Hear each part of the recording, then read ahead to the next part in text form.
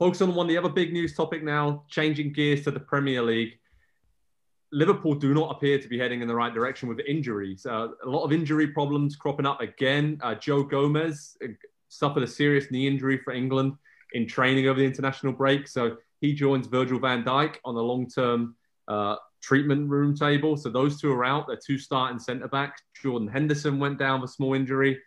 Trent Alexander-Arnold got injured. Robertson was struggling. So that's Liverpool's entire defensive line are either out long-term or just battling through injuries right now. And then their captain who sits in front of them as well. So, Nick, I mean, these defensive issues do not seem to be slowing down for Liverpool at all. How big of an issue is this for them in their Premier League title defense? I mean, it's big, but still mostly just because of Van Dijk. And yeah.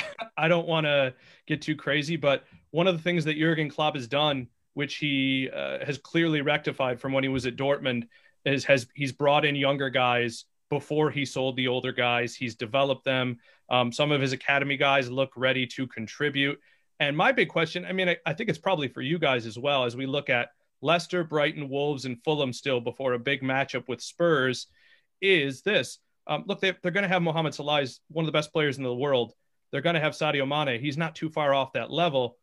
Joe Gomez, when we talk about him being missing, how many top 6 teams does he even start for? Because I think we're talking more about, again, not replacing Dejan Lovren in the transfer market than we are talking about how important Joe Gomez is. Yeah, I mean, Andy, if Klopp was angry before the break about these injuries and sort of he was apoplectic with rage about scheduling, not having 5 subs, I mean, he's going to be fuming, isn't he, to be honest, the next time he speaks to the media about all of this. But does he have to keep the mood positive? Is it important that he doesn't get too negative to kind of, you know, there's guys who are going to be stepping in, Matip, Phillips, and others coming in who really, they need to step up, right, and make the most of this opportunity. I mean, how quickly can things unravel after a few injuries for these big clubs? Yeah, I think publicly and what he says to the press will be very negative, like you say. But internally, I do think it'll be, you know, all sunshine and rainbows and happy bunnies hopping around and trying to keep that good feeling, you know, within the club, because for everything that they've been through so far this season, they have been through a lot. And I know it's early, it's only 8 games. They're a point back off of the top spot at the moment. And so they have managed up until this point with Van Dijk going down, they've managed to keep right where they need to be, right in pace with the title race. So obviously the confidence is going to be there. And I like what Nick brought up there, the fact that at Dortmund, you know, he was known as someone who brought through a lot of young academy players. He's not had to do that, or he's not really been able to do that, I guess I would say, at Liverpool, because the expectation for the most of the time that he's been there is we're going to win now. We're not looking to develop and sell on kind of the model that is at Dortmund. They want to win, of course, but it's always going to be about the players that you can bring through in the team. And they're willing to sacrifice a handful of points if you can bring through a player that's going to be worth 100 million when they sell him in a couple of years. That's not the case at Liverpool, and certainly not in a title defense after winning it for the first time in 30 years. So the pressure is going to be a little bit different, and maybe, and I know this might be hard for Liverpool fans because they're Liverpool fans, but they might have to temper expectations just a little bit. They're not going to walk to the title the way that they did last year. I don't think they thought that coming into the season, but certainly now. And so I just wonder, like, what is he going to do? What tactically is he going to come up with? Because he's always kind of on the cutting edge with the tactical ideas. And 0-7-3, no defenders, go all out, a million miles an hour press, keep everybody right there on the halfway line so that they can't run in behind, a couple defenders just on their half of the field, and just try to squeeze teams to death and win the ball. They don't have center backs. They don't have fullbacks at the moment. The fullbacks are what we talk about with this team that are just so exceptional. They're both out.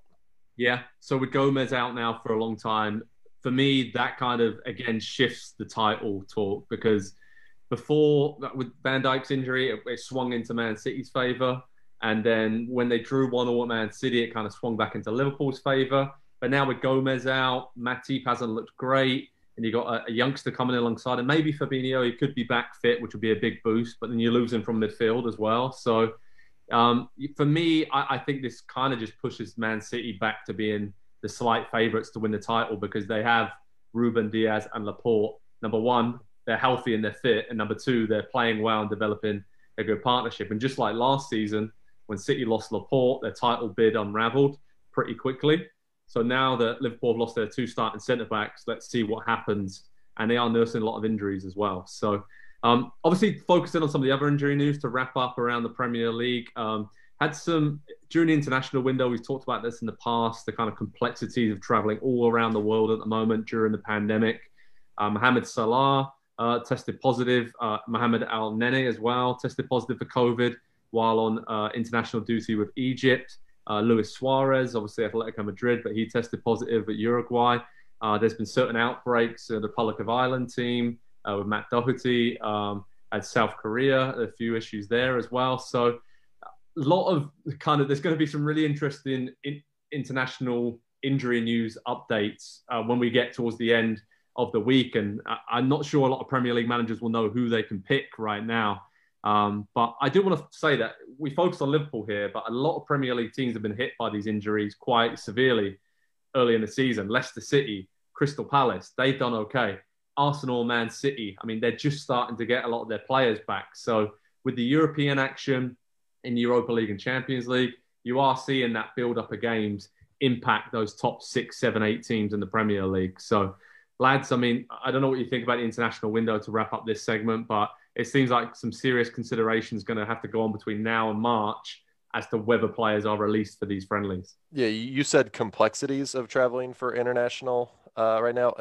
The stupidity of traveling for international games right now, I think, is maybe the more apt especially phrase. Friendlies as well. Well, in some instances, yes. Yeah. But and some of these games have to be played because they're qualifiers for the European Championships, their Nations League. I guess you don't have to play the Nations League, but the model that has worked and Champions League and Europa League proved it is you get the teams together in a single location, you have some protocols in place, and then you play the games at that single location. Now, there's no reason that these Nations League groups, the final 2 or 3 games, 4 teams into one place, 2 games on the same day or back-to-back days, what have you, you can knock that out at the end of the season in relatively short order before we get to the European Championships and everything. So I understand why they're doing it. They've got games they've got to fulfill and have results, but this is just not the time for it. And every time they go away, there's an explosion of players that are testing positive right now.